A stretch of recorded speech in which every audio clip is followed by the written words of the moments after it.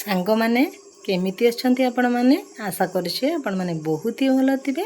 आपण मानक आशीर्वाद रो मु भी बहुत ही भल अछि। तो आज आपण मानक सहित आ गुटे कथा शेयर करी बोली भाबुची। आपण मानक सहित सेमिति किछि घटिछि कि नाही निहाती मते जणैबे।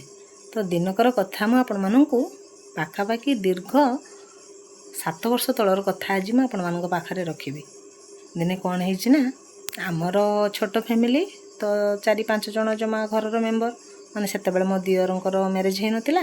जा नुआ माने सान जा आसी नथिले तो दियर बाहर रुहंती। घरे आमे बापा बो मो स्वामी मो पुओ मु त माने 5 जन हेलु। तो घरे सेते बेले गोरु गाई बहुत कम थांती। तो से अनुसार आपण माने देखिथिबे गाँ मानकरे भात किंबा भुजा जहाँ भी माने मुड़ी जहाँ भी जमती बहुत परिश्रम करिकी जेहेतु चाउल मुड़ी गहम ये सब जिनस जो बहुत ही तकलीफ रू माने लक्ष्मी जिनस मिली थाए तो ताकू नष्ट करिया पई गाँ मानकर दियंतिनी। तो से अनुसार चाउल नेला बेले माने बहुत ही कम निया जाए जेमती नष्ट न हुए। कहीं आगुरु कौन थिला ना पखाल मखाल जे जेमती खाई दउथिले। तो मझिरे कौन है ना सेबेकार कथा कहूँ आम घरे बहुत कम परिमाण पखाल के खाती। तो भात बहुत कम रोसे हुए। दिने मत बो कहले जे कि आमर सेरर माप थाए से माने गंठे मापर चाउल नहीं कि भातटी रोसे करदे। कौन केजाणी है मुझे कहीपरिनी मो मन को केमती कौन लगिला हाथ खाली खसला माने बासन आपण मैंने देखिए बासन खसिले आमको गोटे संकेत मिले जे कि घर को कुणिया आसबे। आपण भी से बिलीव कर नाई निहाती जनइबे।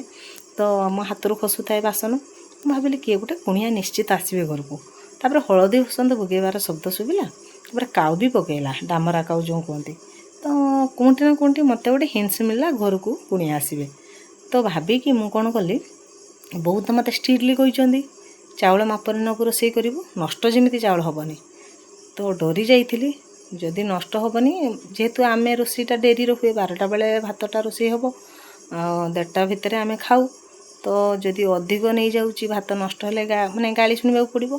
जदि कम हो जाऊँगी जदि घर को कई कुणिया आसी जाऊँगी तो कौन हुए ना खाइबारे सर्ट पड़ो। तो मत पुणी रोषे करने पड़ो एमती भाविकी कहीं मो मन जमार बुझिलानी। तो मुझे कौन करी ना अधिक चाउल आउ जन को मैंने नहीं गली मनटा गुड़े पुड़े है कहीं जाने किए जड़े आसबे।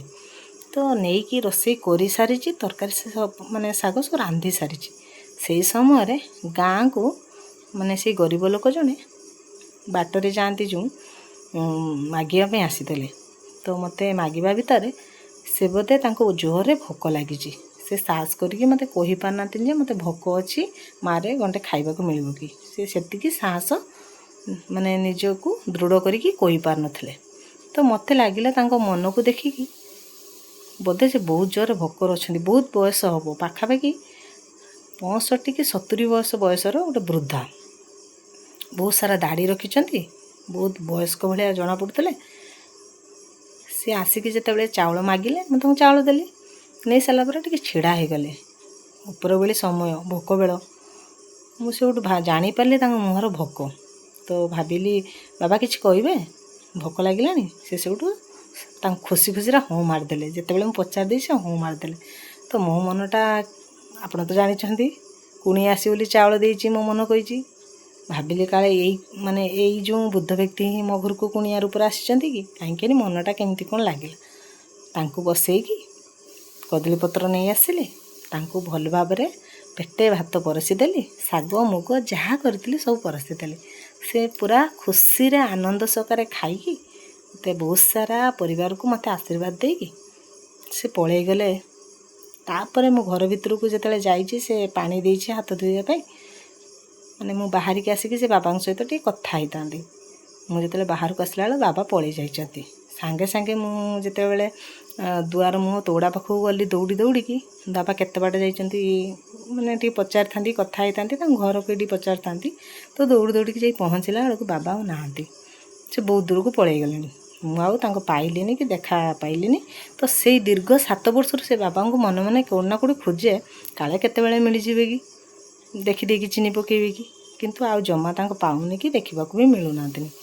तो बेले बेले मो कहिबार उद्देश्य यह कि बेले बेले केवल जे कुणिया घर को ବନ୍ଧୁବାନ୍ଧବ ଆସିବେ ତା ନୁହେଁ, ଆମ ଅଜାଣତରେ ବହୁତ ଜିନିଷ ଏମିତି ଘଟେ ସେ କୁଣିଆଠୁ ବି ବହୁତ ଉପରେ। କାହିଁକିନା ଭଗବାନ ମଣିଷ ଯିଏ ଭୋକକୁ ଚିହ୍ନି ପାରିଲା ନା ଆଜ୍ଞା, ତାଠୁ ବଡ଼ ମଣିଷ ମାନେ ମୋ କହିବାର କଥା ଆତ୍ମା ଭଗବାନ ଆମକୁ ଯଦି 2 ପଇସାରେ ଇନକମ୍ କରିବା ପାଇଁ ମାନେ ଦେଇଛନ୍ତି ବା ଆମ ପାଖରେ ସେତିକି ଯଥେଷ୍ଟ ମାନେ ଖାଇପାରୁଥିବା ଭଳିଆ ମାନେ ଧନ ମାନେ ଟଙ୍କା ପଇସା ସେତିକି ସୁଖ ସୁବିଧା ଦେଇଛନ୍ତି, ତ ଆମେ ଯଦି ଆମ ଦ୍ୱାରା ଜଣକୁ ଭୋକର ଥିବା ଲୋକଙ୍କୁ ଯଦି ଆମେ ପେଟ ପୁରା ଖାଇବା ଦେଇପାରୁଛେ, ତାଠୁ ବଡ଼ ଧନୀ ବୋଧେ ମୋ ଜାଣିବାର ଦୁନିଆରେ କେହି ନାହାନ୍ତି। ଯଦି ମୋ କଥାଟି ଆପଣମାନଙ୍କୁ ଠିକ୍ ଲାଗେ ନିହାତି ଭାବରେ କମେଣ୍ଟରେ ଜଣାଇବେ। ଯଦି ମୁଁ ସେ ବାବାଙ୍କୁ ଖାଇବା ଦେବାଟା ଭୁଲ କରିଛି ନିହାତି ଭାବରେ ବି ଜଣାଇବେ। କାହିଁ କେଜାଣି ମୋ ମନକୁ ଆସିଲା, ମୁଁ ଭାବିଲି ଆପଣମାନଙ୍କ ସହିତ ଟିକେ ସେୟାର କରିଦେବି। ଯେହେତୁ ଆପଣମାନେ ମୋ ସାଙ୍ଗମାନଙ୍କ ସହିତ ସେୟାର କରିବା କିଛି ଭୁଲ କଥା ନୁହେଁ।